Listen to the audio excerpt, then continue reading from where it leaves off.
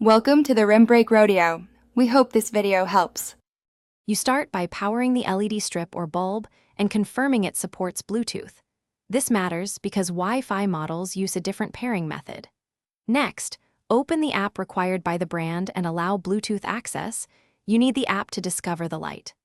Once done, position the phone within 5-10 meters so signal strength is strong. Make sure other Bluetooth devices are off to avoid interference. Now press the controller's pairing button or cycle power, per instructions, to make the light discoverable. You will now pair the light. In the app, choose Add Device or Scan and tap the model that appears. That's how the app binds to the light. The app may ask you to name the device and assign it to a room. Do this so voice assistants and groups work later. If a firmware update appears, install it to ensure stability. Finally, test on /off, brightness, and color to confirm the connection. Cycling colors verifies full control.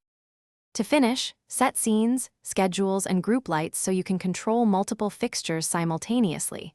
This improves automation and saves time. If the app loses connection, first restart your phone and toggle Bluetooth. Make sure the light is powered and within range. If problems persist, reset the light by power cycling or holding the reset button for 5-10 seconds, then re-enter pairing mode and repeat pairing.